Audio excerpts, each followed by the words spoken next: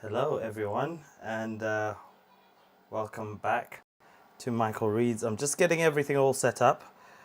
Make sure everything is going smoothly because there's been a few changes to the software that I'm using, which makes things a little trickier than usual.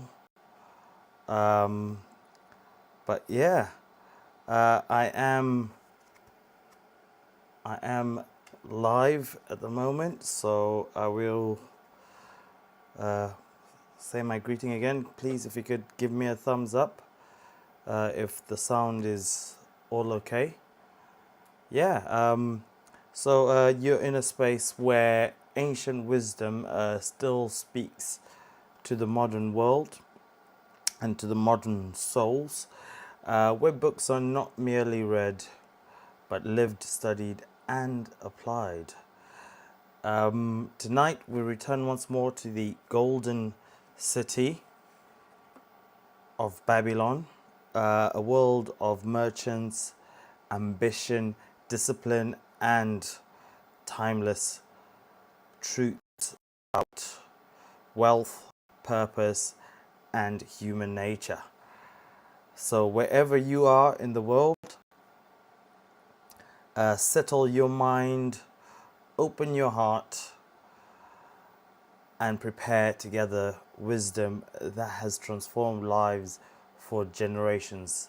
Because some books entertain for a moment, but this book has the power to change the course of a lifetime.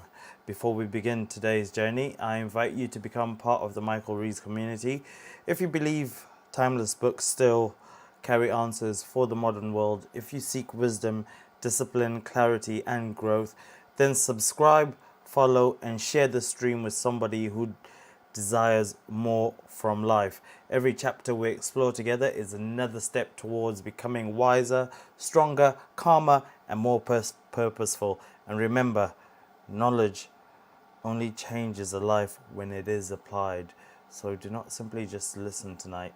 Reflect deeply, take notes, and allow these lessons to shape the person you are becoming. So tonight's chapter is perhaps the most practical and life-changing section we have encountered so far in The Richest Man in Babylon.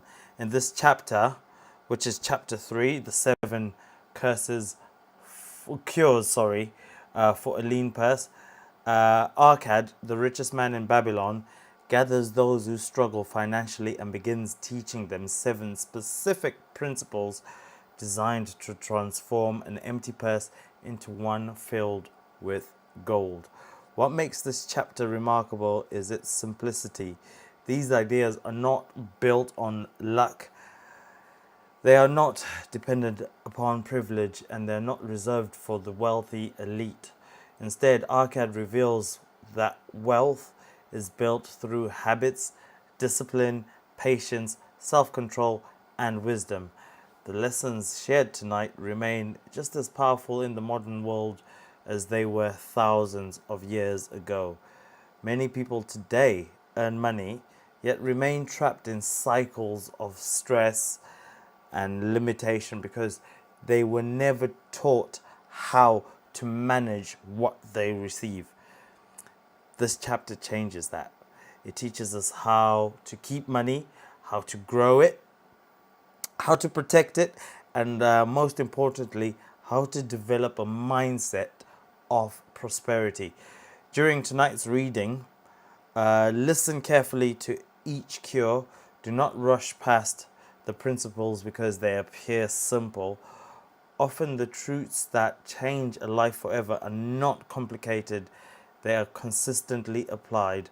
By the end of this chapter, you may begin to see your finances, your habits, and even your future through an entirely different lens. And now, let us return to the ancient streets of Babylon and sit among those eager to learn the secrets of lasting wealth. This is chapter 3, The 7 cures for a lean purse.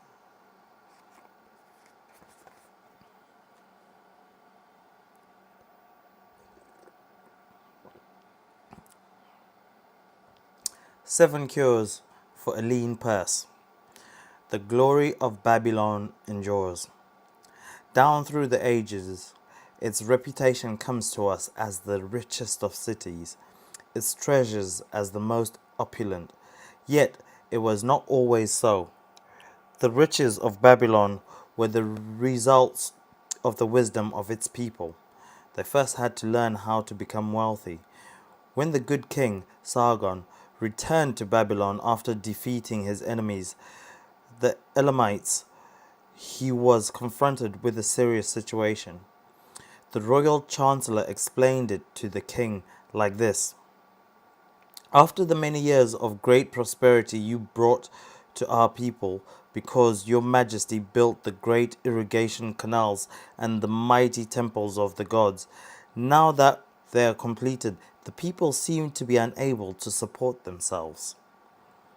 The laborers are without employment, the merchants have few customers, the farmers are unable to sell their produce, the people don't have enough gold to buy food. Where did all the gold go that we spent for these great improvements? Demanded the king. It has found its way, I fear, responded the chancellor, into the possession of a few very rich men of our city.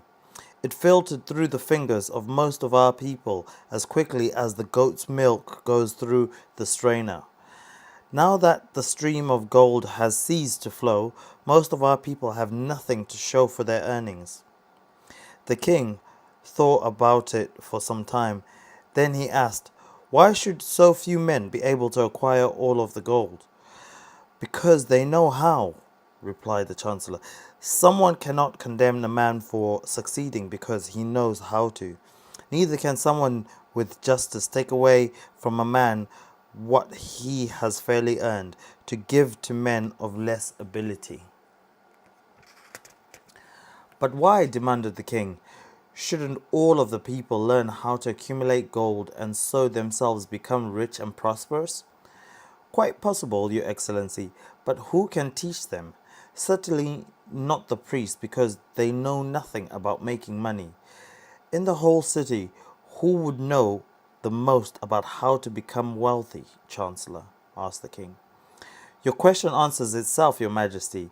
Who has amassed the greatest amount of wealth in Babylon?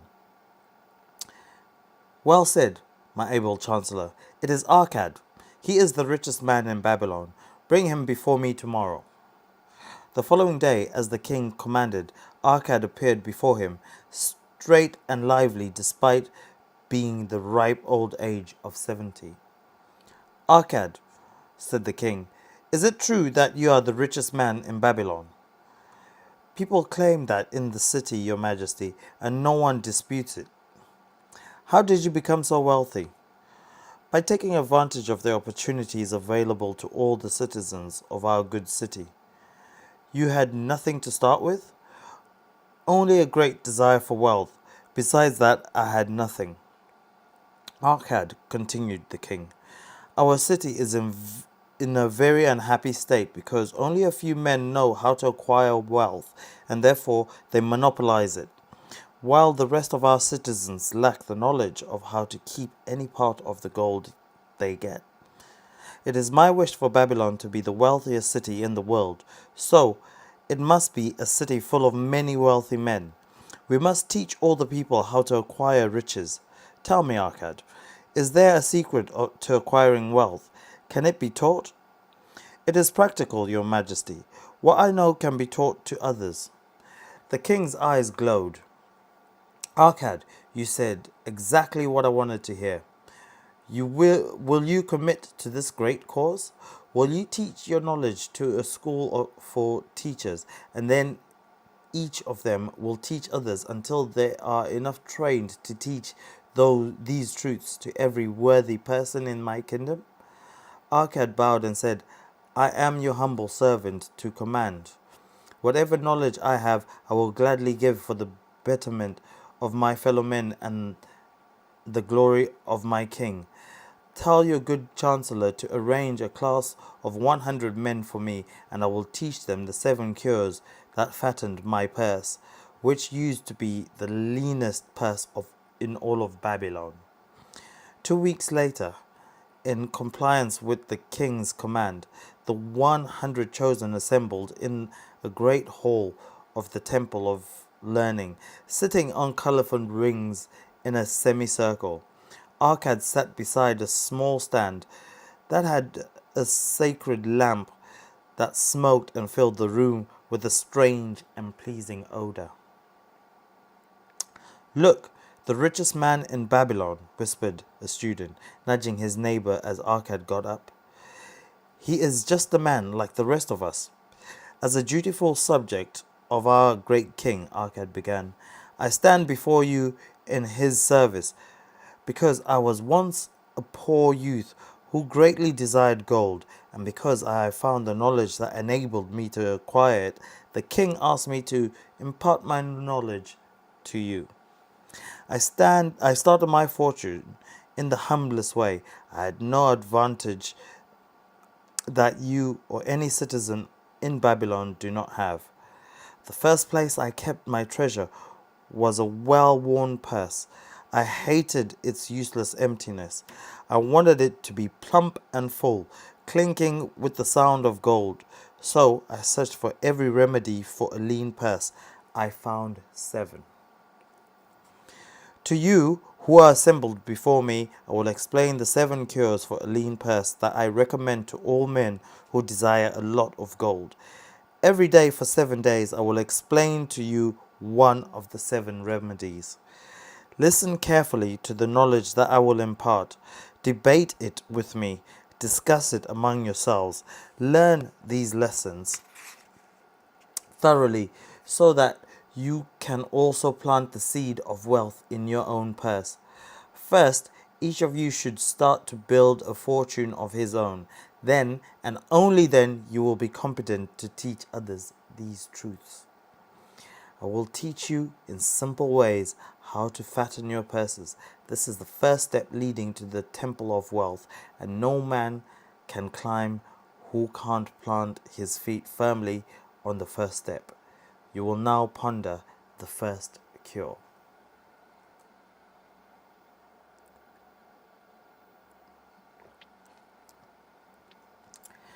The first cure: start fattening your purse. Arkad addressed a thoughtful man in the second row. "My good friend, what is your craft?" I replied, "The man am a scribe and carve records in the clay tablets. I earned my first coppers that way, so you have the same opportunity to build a fortune." If you bear with me. A scribe and He spoke to a florid-faced man farther back. "Please tell us what you do to earn your bread." "I," responded this man, "am a meat butcher. I buy the goats that the farmers raise, kill them, and sell the meat to the housewives and the hides to the sandal makers." "Because you also labor and earn, you have every advantage to succeed that I had." Arkad proceeded to find out how each man labored to earn his living. When he was done questioning them, he said, "Now, my students, you can see that there are many trades and labors from which men can earn coins. Each of the ways of earning is a stream of gold from which the worker diverts, by his labors, a portion to his own purse. So there is a stream of coins that flow into the purse of each of you, either large or small, according to his ability. Is this not true?" Everyone agreed that it was true. "Then," continued Arkad, "if each of you wanted to build a fortune for himself, isn't it wise to start by using the source of wealth that he has already established? Everyone also agreed to that. Then Arkad turned to a humble man who had said he was an egg merchant. If you select one of your baskets and put in each morning 10 eggs and remove 9 eggs each evening, what will eventually happen? Eventually, it will be overflowing. Why? Because each day I put in one more egg than I took out. Arkad turned to the class with a smile. Does anyone here have a lean purse? First they looked amused, then they laughed. Finally, they waved their purses as a joke. All right, he continued. Now I tell you the first remedy I learned to cure a lean purse. Do exactly what I suggest to the egg merchant. For every 10 coins you put in your purse, take out only 9 to use. Your purse will start to fatten at once, and its increasing weight will feel good in your hand and bring satisfaction to your soul. Don't dismiss what I say because of its simplicity. Truth is always simple. I told you I would explain how I built my fortune. This is how I began. I, too, carried a lean purse and cursed it because there wasn't enough within it to satisfy my desires. But when I began to take out only 9 pieces out of the 10 I put in, it began to fatten. So will yours. Now I tell you a strange truth. I don't even know why it's true. When I stopped paying out more than 9/10 of my earnings, I managed to get along just as well. I wasn't shorter than before. Also, coins seemed to come to me more easily than before. It must be a law of the gods that whoever keeps and doesn't spend a certain part of all his earnings, gold will come more easily to him. Just the same, whoever's purse is empty, gold will actively avoid. What do you desire the most? Is it the gratification of your desires of each day, a jewel, a bit of elegance, better clothes, more food, things that are quickly gone and forgotten? Or is it a great number of belongings, gold, land, herds, merchandise, income-bearing investments? The coins that you take from your purse will bring the first. The coins that you harvest from it will bring the latter. This, my students, was the first cure that I discovered for my lean purse. For every 10 coins I put in, I should only spend 9. Discuss this amongst yourself. If any man can prove it untrue, tell me tomorrow when we meet again. The second cure: control your expenditures. Some of you have asked me this. How can a man keep 1/10 of all his earnings when all the coins he earns are not enough for his necessary expenses? That is the way Arkad addressed his students on the second day. Yesterday, how many of you carried lean purses? All of us, answered the class. And yet, you do not all earn the same amount of copper? Some earn much more than others. Some have much larger families to support. And yet, all your purses are equally lean. Now I will tell you an unusual truth about men and sons of men. What each of us calls our necessary expenses will always grow to equal our income unless we protest to the contrary. Don't confuse your necessary expenses with your desires. Each of you, together with your families, have more desires than your earnings can gratify. So, your earnings are spent to gratify these desires insofar as they will go, but you will still have many more ungratified desires. All men are burdened with more desires than they can gratify. Because of my wealth, do you think I can gratify my every desire? This is a false idea. There are limits to my time. There are limits to my strength. There are limits to the distance I can travel. There are limits to what I can eat. There are limits to the zest which I can enjoy. I say to you, just as weeds grow in a field, wherever the farmer leaves space for their roots, desires grow just as freely in men whenever there is a possibility they will be gratified. People's desires are many, and those that can gratify them are few. Study your own living habits. You can often find certain accepted expenses that could wisely be reduced or eliminated. Use your motto to be 100% of appreciated value is demanded for each coin spent. Therefore, engrave on the clay everything that you want to buy, such those that are necessary and others that are possible by spending only 9/10 of your income.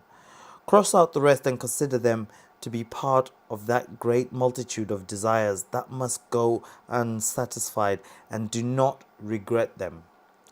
Budget your necessary expenses. Don't touch the 1/10 that is getting fat in your purse. Make this your greatest desire that is being fulfilled. Keep working on your budget. Keep adjusting it to help you. Make it your first assistant in defending your fattening purse. Then one of the students, wearing a robe of red and gold, arose and said, I am a free man and believe that it is my right to enjoy the good things in life. So I rebel against the slavery of a budget that determines how much I can spend and on what. I think it would take too much pleasure from my life and would make me a little more than a donkey to carry a burden. To him Arkad replied, Who, my friend, would make your budget? I would make it for myself, responded the protester. In that case, if a donkey determines his own burden, would he include jewels and rugs and heavy bars of gold? No, he would include hay and grain and a bag of water for the desert trail. The purpose of a budget is to help your purse to fatten. It is to help you to have your necessities, and insofar as attainable, your other desires. It is to enable you to realize your most cherished desires by defending them with your casual wishes. Like a bright light in the dark cave, your budget finds the leaks from your purse and enables you to stop them and control your expenditures for definitive and gratifying purposes. This is the second cure for a lean purse. Budget your expenses that you can have coins to pay for your necessities, to pay for your enjoyments, and to gratify your worthwhile desires without spending more than 9/10 of your earnings.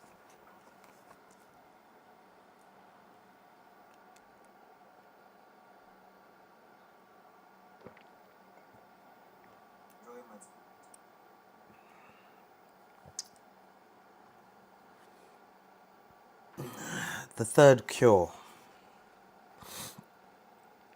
Make your gold multiply. Behold your lean purse if fattening. You have restrained yourself to leave in your purse 1/10 of all your earnings. You have controlled your expenditures to protect your growing treasure. Next, we will consider how to put your treasure to labor and to increase. Gold in a purse is gratifying on its own and satisfies a sad soul, but earns nothing. The gold that we keep from our earnings is only the start. The earnings that it will make will build our fortunes. This is what Arkad said on the third day to the class. How can we put our gold to work? My first investment was unfortunate because I lost it all. I will tell that story later. My first profitable investment was a loan I made to a man named Agar, who was a shield maker. Once every year, he would buy large shipments of bronze from across the sea to use in his trade. He didn't have the capital to pay the merchants himself, so he would borrow from those who had extra coins. He was an honorable man. Everything he borrowed he would repay, along with liberal interest, as he sold his shields. Each time I loaned money to him, I would also loan back the interest he had paid to me. So not only did my capital increase, but its earnings also increased. It was very gratifying to have these sums return into my purse. I'll tell you what, my students, a man's wealth is not in the coins he carries in his purse, it is in the income he builds, the golden stream that continually flows into his purse and always keeps it bulging. That is what every man desires. That is what each one of you desires, an income that continues to come whether you work or travel. I've acquired great income, so great, in fact, that I am called a very rich man. My loans to Agar were my first training in profitable investing. With the wisdom I gained from this experience, I expanded my loans and investments as my capital increased. From a few sources at first, from many sources later, there was a golden stream of wealth that flowed into my purse, and that was available for wise uses that I would decide. You can see that from my humble earnings, I had gathered a horde of golden slaves, each laboring and earning more gold. Just as they labored for me, their children would also labor for me and their children's children until the income from their combined efforts was very large. Gold increases rapidly when it makes reasonable earnings, as you will see from the following. A farmer who, when his first son was born, took 10 pieces of silver to a money lender and asked him to keep it on rental for his son until he turned 20 years of age. The money lender did this and agreed that the rental should be 1/4 of its value every 4 years. The farmer asked, because he set it aside for his son, that the rental he added to the principal. When the boy had reached the age of 20, the farmer went to the money lender to ask about the silver. The money lender explained that because the sum had been increasing because of compound interest, the original 10 pieces of silver had now grown to 30 and 1/2 pieces. The farmer who was pleasantly surprised, and because his son did not need the coins, he left them with the money lender. When his son turned 50, the father had since passed. The money lender paid the son his settlement of 167 pieces of silver. So, in the 50 years, the investment multiplied itself with the money lender almost 17 times. This is the third cure for a lean purse: to put each coin to work so that it may reproduce itself even as the flocks in the field, and help to bring yourself income, a stream of wealth that will flow constantly into your purse. The fourth cure: guard your treasures from loss. Misfortune loves a shining mark. Gold in your purse must be firmly guarded, or else it will be lost. So, it is wise to first secure small amounts and learn to protect them before the gods entrust you with larger amounts, said Arkad on the fourth day to his class.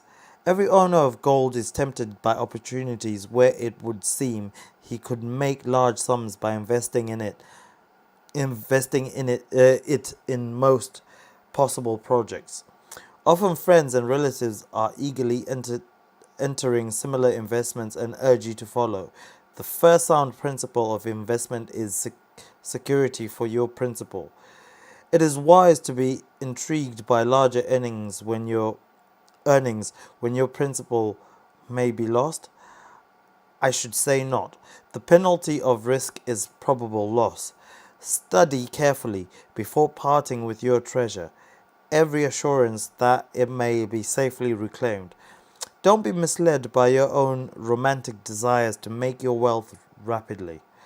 Before you loan it out to any man, make sure of his ability to repay and his reputation for doing so, so that you don't unwittingly make a present of your hard earned treasure. My first investment was a tragedy to me at the time. My savings that I had guarded for a year, I entrusted to a brickmaker named Asmir, who was traveling over the far seas to Tyre, and there he agreed to buy the rare jewels of the Phoenicians for me. When he returned, he would sell the jewels and divide the profits.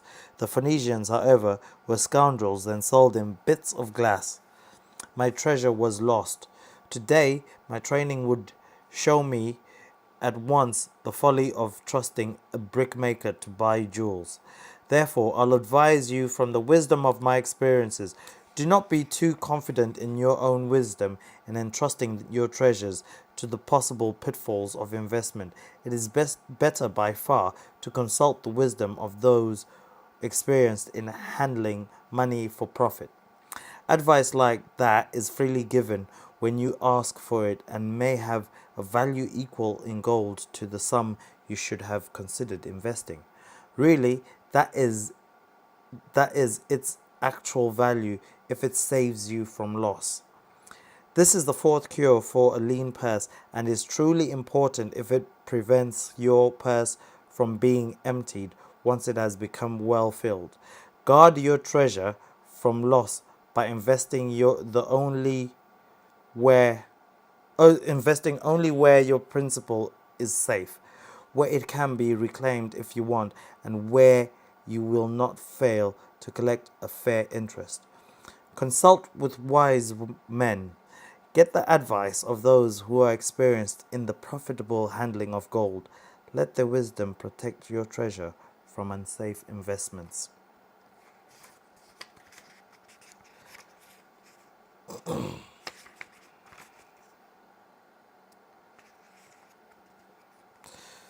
The fifth cure. Make your dwelling a profitable investment. If a man sets aside 9/10 of his earning that he uses to live and enjoy, and if any part of the 9 parts can be turned into a profitable investment without negatively affecting his well-being, then his treasures will grow that much faster. So said Arkad to his class on their fifth lesson. Too many of our men of Babylon raise their families in unseemly homes. They pay their landlords high rents for rooms where their wives don't have a spot to raise the flowers that gladden a woman's heart, and their children have no place to play their games except in the unclean alleys. No man's family can fully enjoy life unless they have a plot of ground where the children can play in the clean earth, and where the wife can raise not only blossoms but good rich herbs to feed her family. It brings gladness to a man's heart to eat the figs from his own trees and the grapes from his own vines. To his own house and to own his own house and to have a place he is proud to care for, puts confidence in his heart and greater efforts behind all his endeavors. That's why I recommend that every man own the roof that shelters him and his family. It is not beyond the ability of any well-intentioned man to own his home. Hasn't our great king widely extended the walls of Babylon so that there is a lot of land within them that is now unused and may be purchased at a very reasonable price? Also, I say to you, my students, that the money lenders will gladly consider the desires of men who look for homes and land for their families. You can feel good about borrowing to pay the brickmaker and the builder for such commendable purposes, if you can show a portion of the necessary amount that you have saved for the purpose. Then, when the house is built, you can pay the money lender with the same regularity as you paid the landlord, because each payment will reduce your indebtedness to the moneylender. In only a few years, you will satisfy his loan. When your heart will be glad because you will own in your own right a valuable property, and your only cost will be the king's taxes. Also, your good wife will go more often to the river to wash your robes, so that each time she can bring a goat skin of water to pour in the growing things. Many blessings come to the man who owns his own home, and it greatly will reduce the cost of living, making more of his earnings available for pleasures and the gratification of his desires. This is the fifth cure for a lean purse. Own your own home.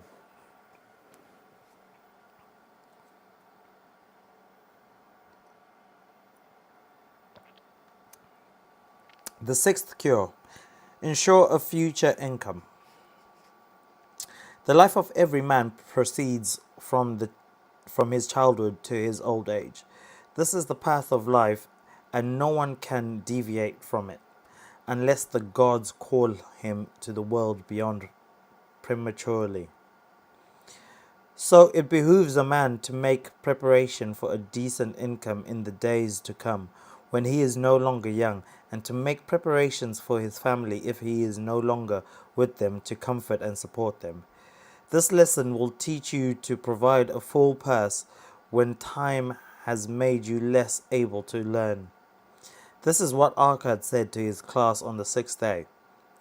The man who, because of his understanding of the laws of wealth, acquired a growing surplus should think about the future days. He should plan certain investments or provision that can last safely for many years and will be available when the time comes, which he had anticipated. There are a lot of ways a man can provide safely for his future. He can provide a hiding place and bury a secret treasure there. But no matter how skillfully they are hidden, it might become the loot of thieves. For this reason, I don't recommend this plan. A man could buy homes or lands for this purpose, if he wisely chose them because of their usefulness and value in the future. They will be permanent in their value, and their earnings on their sale will provide well for his purpose.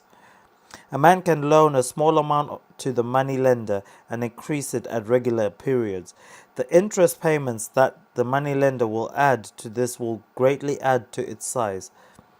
I know a sandal maker named Ansan who explained to me that long ago that every week for 8 years he had deposited with his money lender 2 pieces of silver. The money lender had recently told him the balance over which he celebrated. The total of his small deposits, with the interest every 4 years, had now become 1,040 pieces of silver. I encouraged him further by showing him, with my knowledge of the numbers, that in 12 more years, if he would keep his regular deposits of 2 pieces of silver each week, the money lender would then owe him 4,000 pieces of silver, a worthy compensation for the rest of his life. Surely, when such a small payment is made with regularity, it will produce such profitable results. No man can afford not to ensure a treasure for his old age and the protection of his family, no matter how prosperous his business and his investments may be. I would like to talk more about this point.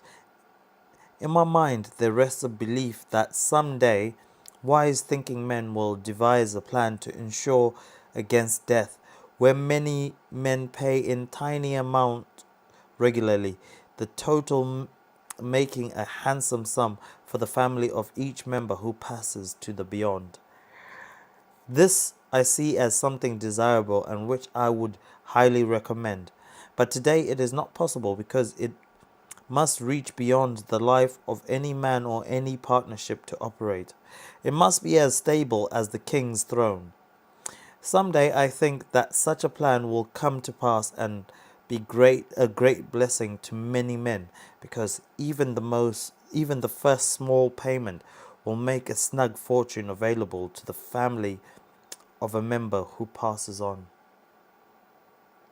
But because we live in our own time and not in the days to come, we must take advantage of the means and ways of accomplishing our goals. So, I recommend to everyone that they, by wise and well thought out methods, prevent a lean purse in their mature years, because a lean purse to a man no longer able to earn, or to a family who lose their earner, is a sore tragedy.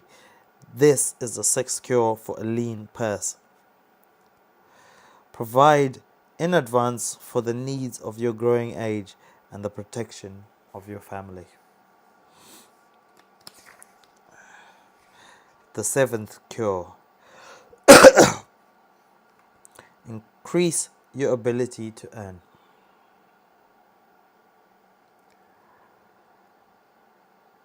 Today, I tell you, my students, of one of the most vital remedies for a lean purse.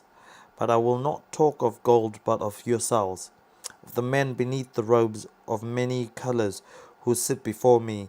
I will tell you of the things in the minds and lives of men who work for or against their success. This is how Arkad addressed his class on the seventh day. Not long ago, a young man came to me looking to borrow money. When I asked him what he needed the money for, he complained that his earnings were not enough to pay for his expenses. Then I explained to him that he was a poor customer for the money lender because he doesn't have extra earning capacity to repay the loan. What you need, young man, I told him, is to earn more coins. What you do to increase your what do you do to increase your capacity to earn? All that I can do, he replied. 6 times in 2 months I have approached my master to request my pay to be increased, but without success. No man can go more often than that. We can smile at his simplicity, but he did have one of the vital requirements to increase his earnings. Within him was a strong desire to earn more, a proper and commendable desire. Before accomplishments, there must be desire. Your desire must be strong and definite. General desires are nothing but weak longings. It doesn't do a man any good to wish to be rich. If a man desires 5 pieces of gold, this is a tangible desire which he can push to completion. After he backed his desire for 5 pieces of gold with the strength of purpose to secure it, he can find similar ways to obtain 10 pieces, and then slowly he'll become wealthy. In learning to get his one definite small desire, he had trained himself to secure a larger one. This is the process by which wealth is accumulated, first in small sums, then in larger ones as a man learns and becomes more capable. Your goals must be simple and definite. You defeat your own purpose if you have too many, too confusing, or beyond a man's training to accomplish. As a man perfects his craft, his ability to earn increases. When I was a humble scribe carving on the clay for a few coppers a day, I observed that other workers who did more were paid more.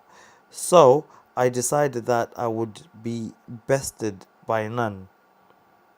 And it didn't take long for me to discover the reason for their greater success. I put more interest in my work, more concentration on my task, more persistence in my effort, and behold, few men could carve more tablets in a day than me. Soon my increased skill was rewarded. It wasn't even necessary for me to go to my master 6 times to request recognition. The more wisdom we learn, the more we can earn. The man who looks to learn more of his craft will be richly rewarded.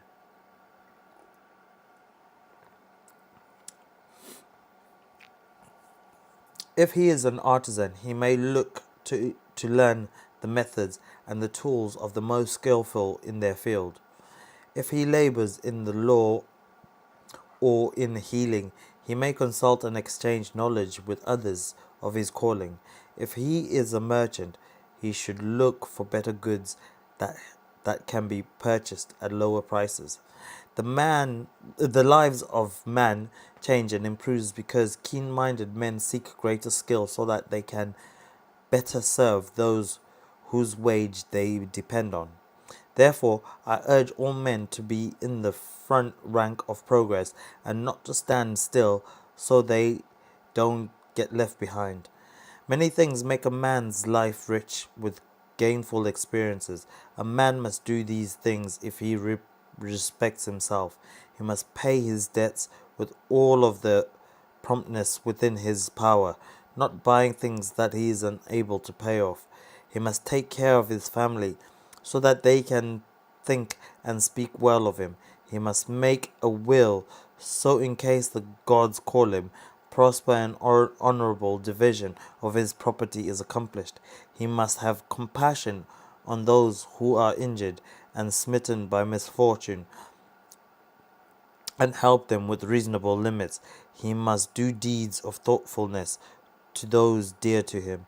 So, the seventh and last remedy for a lean purse is to cultivate your own powers, to study and become wiser, to become more skillful, to act with respect to yourself, so you will acquire confidence in yourself to achieve your carefully thought out goals.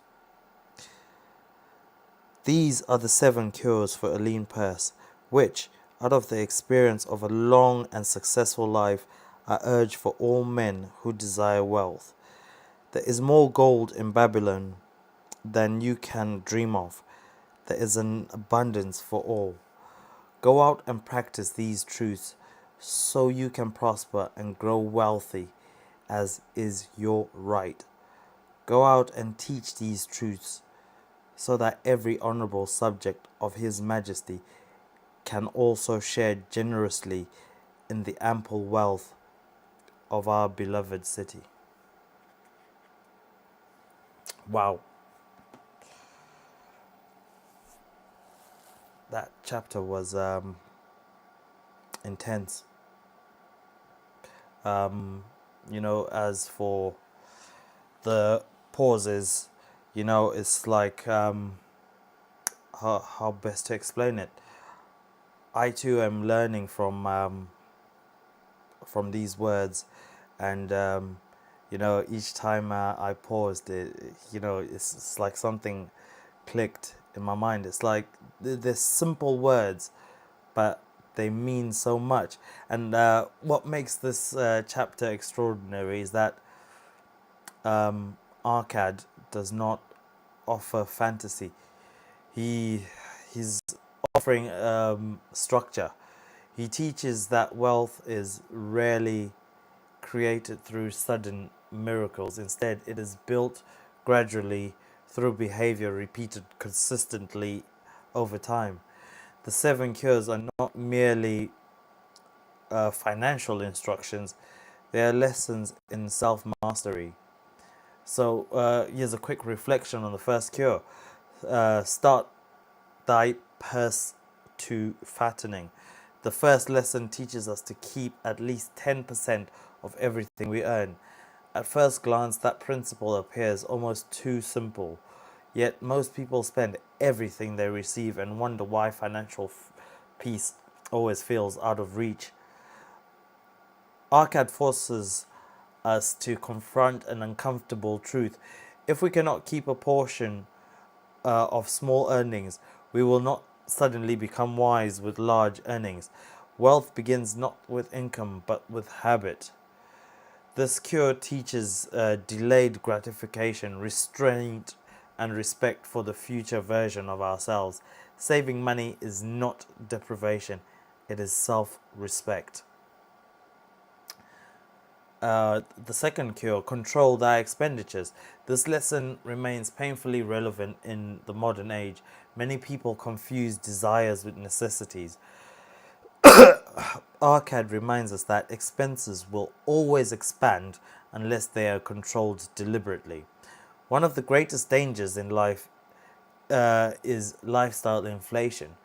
Earning more will while still remaining financially trapped because spending rises equally.